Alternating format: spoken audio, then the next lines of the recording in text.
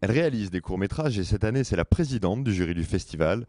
Les festivals, elle les connaît bien et pour cause, elle y a déjà remporté de nombreux prix. Sophie Le Tourneur nous explique donc comment on fait un court-métrage et surtout comment on passe du court au long-métrage. Elle en a réalisé un, La vie au ranch. Ça tourne. Bah, c'est intéressant parce qu'on voit un peu comment les choix se font et comment les compromis se mettent en place et comment c'est difficile aussi d'être jury, de voir autant de films. Et puis c'est intéressant parce que moi je vais très peu au cinéma, je vois très peu de films, donc ça me plonge un peu dans les films et ça me donne des envies, même si j'essaye de me protéger au maximum de ça, mais voilà.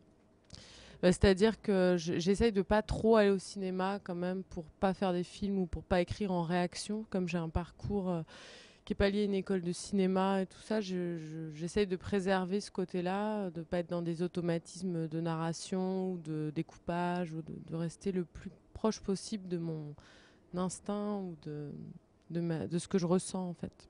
Moi, j'ai pas de critères. C'est vrai que je fonctionne, encore une fois, que je fonctionne pas mal comme ça juste à ce que je ressens. L'analyse de film et tout ça, c'est vraiment pas mon truc.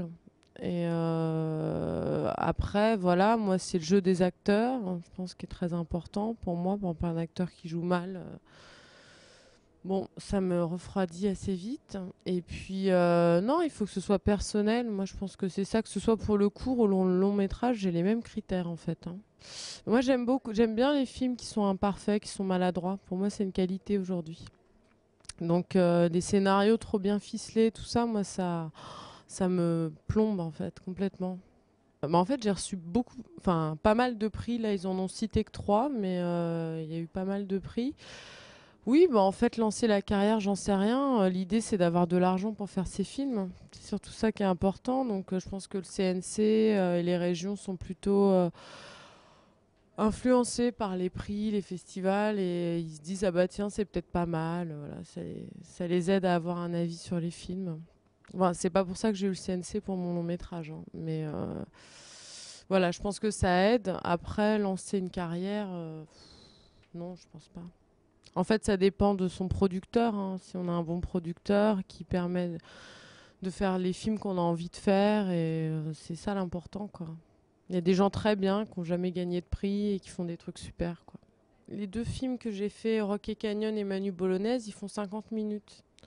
Donc j'aurais pu faire un long si j'avais voulu le monter un peu différemment, sauf que je pensais que c'était pas vraiment nécessaire et que le film était bien dans cette durée-là. Par contre, on les a quand même sortis en salle, donc ils ont eu un peu une vie de long métrage avec une presse, avec ouais, des sorties dans trois quatre salles parisiennes.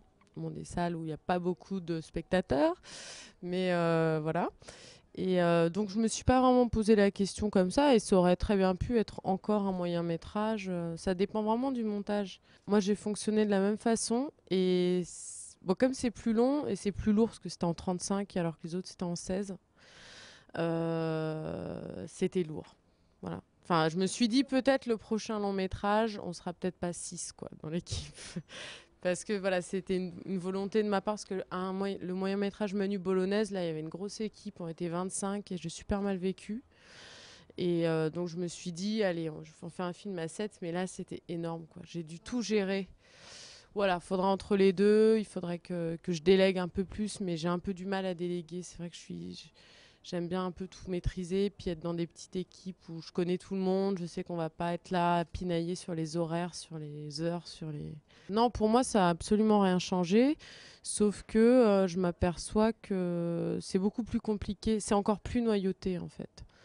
De faire un film libre, c'est encore plus compliqué en long métrage qu'en court métrage, même si c'est déjà compliqué en court métrage. Et un film sans scénario, enfin voilà. Ce genre de choses, c'est quasiment impossible. Et heureusement que j'ai un producteur qui a décidé de produire le film sans subvention. Donc c'est quand même rare aujourd'hui, ce qui se fait quasiment plus. Et donc voilà. Mais c'est la seule solution. Sinon, il faut déjà avoir un film déjà formaté. C'est la seule solution pour avoir de l'argent aujourd'hui. Donc c'est un peu triste. Mais je vais refaire un moyen métrage là d'ailleurs. Disons qu'on attend de l'argent pour finir le long métrage qui est monté, qui est terminé. Enfin, je suis très contente du film. Mais voilà, moi j'en ai assez d'attendre, donc il faut que je passe un peu à l'action. Puis c'est vrai il faut que je garde le contact avec ce côté un peu expérimental.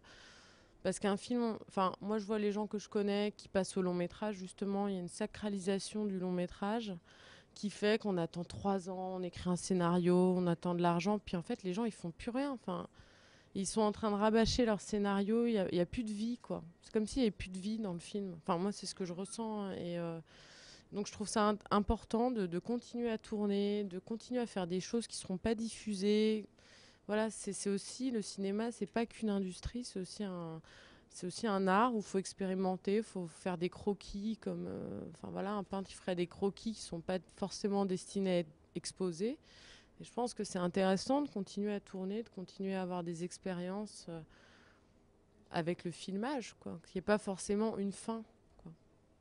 Alors il y a ça, et j'ai écrit un documentaire aussi sur le désir féminin des femmes de 40 ans. Vaste sujet. Voilà. Ça va?